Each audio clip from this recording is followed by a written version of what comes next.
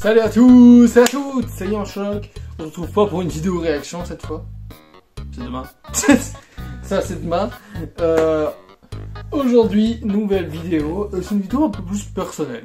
Voilà, ce sera une vidéo un peu plus personnelle. Après ça, je vais pas pleurer devant vous non plus. On pourrait faire ça une fois. Non, je plaisante. Dans cette vidéo, comme vous l'avez vu aussi, tout simplement, je vais parler de 4 objets de ma collection qui me tiennent à cœur, que j'aime particulièrement, ou qui ont juste une valeur plink, ou tous en même temps. Donc voilà, on va commencer avec le premier.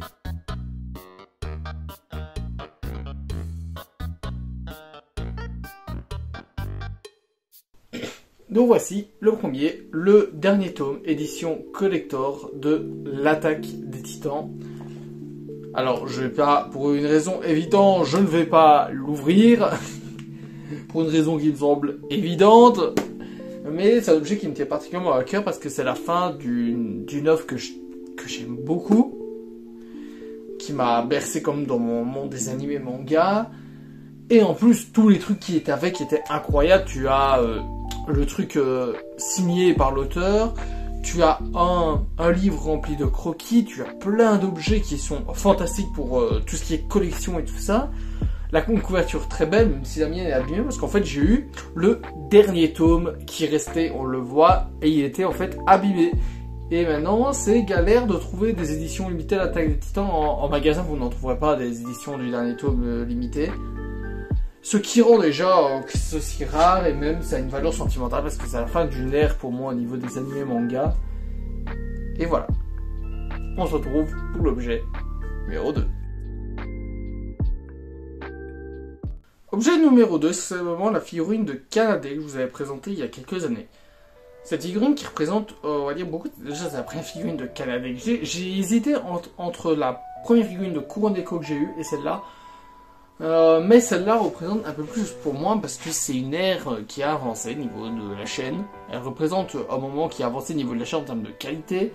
Avec cette figurine qui est plus belle que la moitié des figurines derrière moi, il faut dire la vérité, avec un socle tout simplement sublime. En termes de détails, on est au maximum de ce que j'ai, malgré que l'année prochaine, il va y avoir un très gros truc. Regarde ça, secret entre nous. Il va y avoir un très gros figurine qui celle-là sera la meilleure. Mais donc, elle représente une ère sur la chaîne, un passage d'un moment à l'autre sur la chaîne. Et en même temps, elle est absolument sublime. C'est une de mes waifus qui représente une de mes licences préférées. Donc voilà, je vais pas m'éterniser là-dessus parce que... entre guillemets, c'est sujet, mais parce que je n'ai pas autre chose à dire de spécial. On se retrouve tout de suite pour le troisième objet. On passe au troisième objet. Le dessin fait par Nadou de Anis. Déjà parce que Nadou, c'est une dessinatrice que j'adore, que je connaissais déjà avant l'avoir rencontrée du coup, parce que c'est la dessinatrice de BD légendaires que j'adore. Et que ce dessin représente la première fois qu'on allait en convention avec Armit et Lucas. La première fois, du coup, ça représente comme quelque chose d'énorme. Parce que après on est allé à Japan du coup, et on va retourner à la Médiasia. Bon, Lucas ne sera pas présent, mais voilà, on sera à la Médiasia. Et ça représente énormément parce que c'est le deuxième moment où on se rencontre entre potes, parce que j'ai pas malheureusement de truc qui représenterait cette première fois. Mais donc celle-là se représente bien cette fois en convention où ils sont allés chez moi, voilà, qui sont allés en Belgique alors que Manu n'aimait pas spécialement l'idée d'aller en Belgique avant. Manu Armit c'est pareil. Et voilà.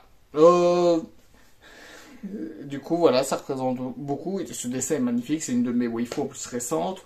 Et en plus, ça représente un moment entre potes. On se retrouve pour un petit bonus qui n'a rien à voir avec les animés manga.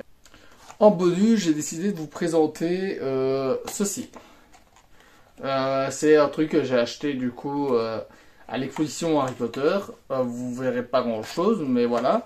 C'est une pellicule du film que j'ai acheté à les studios Harry Potter.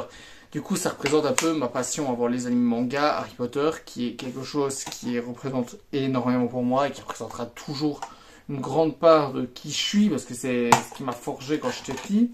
Je vais le sortir alors que je le sors jamais. Hein. Attendez, hop, on va le sortir un peu.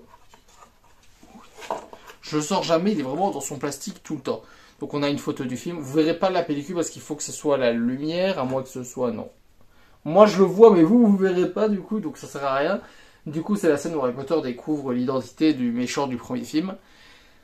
Et ça représente beaucoup parce qu'Harry Potter le premier c'est beaucoup pour moi, c'est une licence qui m'a forgé, c'est une licence qui m'a fait grandir, c'est une licence qui m'a fait grandir. Il y a un petit certificat d'authenticité. Et aller au studio Harry Potter, j'ai failli même pleurer un moment, que vous n'avez pas vu en vidéo du coup, mais j'ai failli pleurer un moment. C'est un moment qui m'a beaucoup touché. Et c'est une des plus grosses vidéos de ma chaîne, et elle le restera longtemps, même si elle n'a pas fait les vues que j'aurais souhaité. Elle a bien marché pour ce qui est de ma chaîne, comparé aux autres vidéos de ma chaîne, mais j'aurais espéré un peu plus de cette vidéo. Mais en même temps, elle a mieux marché que le reste, donc c'est déjà énorme. Et voilà, on se retrouve pour le dernier. Et du coup, en première, pardon, n'importe quoi, ça va être 3 jeux qui sont de manga, qui m'ont permis, entre guillemets, d'être l'otaku que je suis. On va commencer avec Shakugan no Shana PS2 offert par Armit. Je le remercie encore beaucoup pour ça, parce que c'est un jeu que je n'avais pas. Shakugan no Shana qui est l'animé de ma première waifu. Voilà, Shana qui est ma première waifu. Et avoir un jeu d'elle, ça représente beaucoup. Ça représente beaucoup pour moi. Et encore une fois, ça représente aussi un truc entre amis. Voilà, c'est un cadeau d'un ami.